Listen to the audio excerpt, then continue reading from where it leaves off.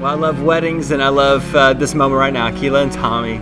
Bryce, I'm glad you're here too. To be a part of this amazing day, ceremony, bringing two lives together as one. And each of you have all traveled from all over for a destination wedding, which means that you guys are a pretty big deal to show up here, that you've been personally invited to this ceremony, to this marriage.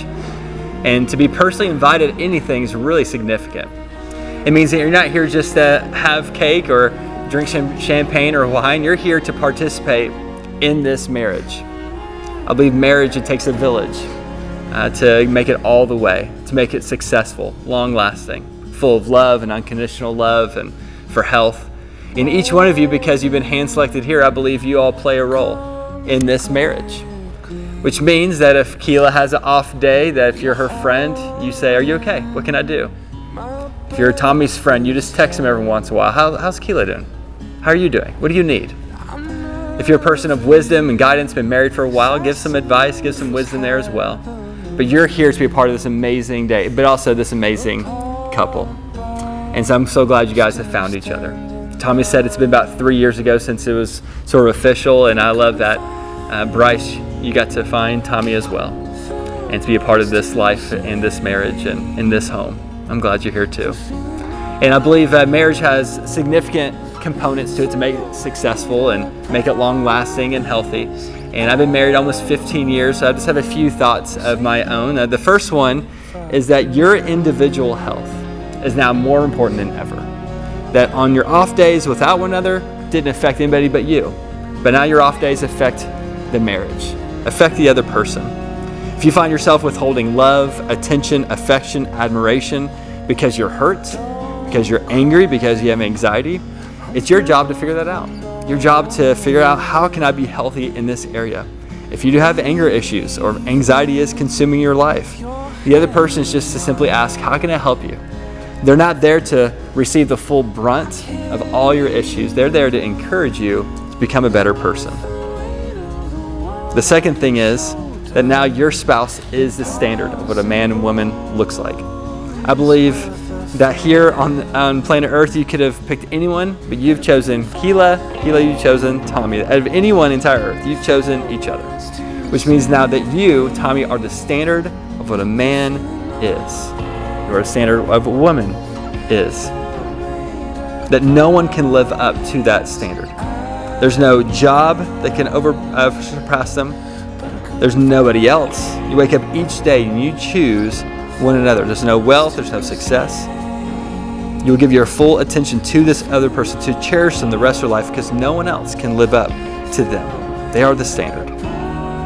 And lastly, you are saying to everyone today that you are voluntarily becoming unselfish for the rest of your life. You're choosing to be unselfish, which means that every day you run to the back of the line.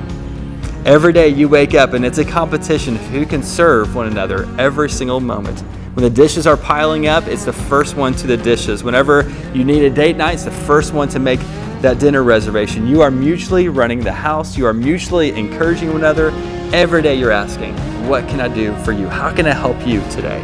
Because that's what love requires of you both. To voluntarily submit to each other, to be unselfish, to serve one another for the rest of your lives. This is what love requires of you. Love never gives up. Love cares more for others than for self. Love doesn't want what it doesn't have. Love doesn't strut. Love doesn't have a swelled head, doesn't force itself on others, isn't me first, doesn't fly off the handle, doesn't keep score of the other people's mess ups, doesn't revel when others grovel. It takes pleasure in the flowering of truth, puts up with anything, always looks for the best, never looks back, but keeps going to the end. That's what love requires of you both. These next few moments I love so much because you're going to make commitments and vows to one another. And when you publicly say this to everyone, you are telling everyone that you're off the market, that you're with Tommy, you're with Keela. So if you could, go ahead and join hands together. And I'd like, Tommy, for you to, I'm going to ask you a question. You just respond by saying, I do.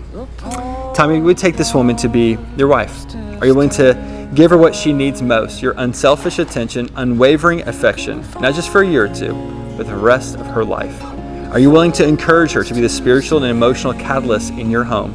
And forsaking all other women, you'll be faithful to her for the rest of your life? I do. Keela, let me ask you a question. You just respond by saying, I do. Keela, will you take this man to be your husband? Will you give him what he needs most, your love, your admiration, no matter what? He needs to know that even on the bad days, you respect him more than any other man in your life. Are you willing to encourage him to be the spiritual and emotional catalyst in your home? And forsaking all other men, you'll be faithful to him for the rest of your life? I do. If you could, Tommy, just repeat after me. I, Tommy, take you, Keela, I, Tommy, take you, Keela, to be my wedded wife, to be my wedded wife, to have and to hold to have and to hold from this day forward, from this day forward, for better, for worse, better for worse, for richer, for poorer, for richer or poor, in sickness and in health, in sickness and in health, to love and to cherish, to love and till to death do us cherish, part. till death do us part. I pledge my eternal love to you. I pledge my eternal love to you. Keela, go ahead and repeat after me. I, Keela, I, take Keela, you, Tommy, take you, Tommy, to be my wedded husband, to be my wedded husband, to have and to hold to have and to hold from this day forward, from this day forward, for better, for worse, for better, for worse, for richer, for poorer, for richer, for poorer, in sickness and in health, sickness and in health, to love and to cherish, to love and to cherish, till death do us part. till death do us part. I pledge my eternal love to you. I pledge my eternal love to you.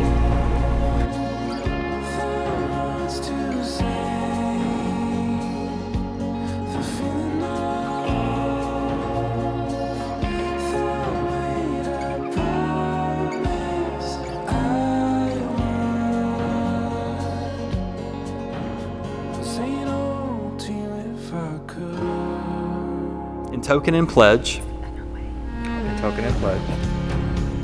of our constant faith and abiding love, with this ring I thee wed. In token and pledge of our constant faith and abiding love, with this ring I thee wed. For as much as Keela and Tommy have consented together in wedlock, have witnessed the same before this company, and thereto have pledged their commitment to each other, and declared the same by giving and receiving rings, by the authority given to me by the state of Nevada, I pronounce that they are husband and wife together. Tommy, you may kiss the bride. For the first time, Mr. and Mrs. Keela and Tommy.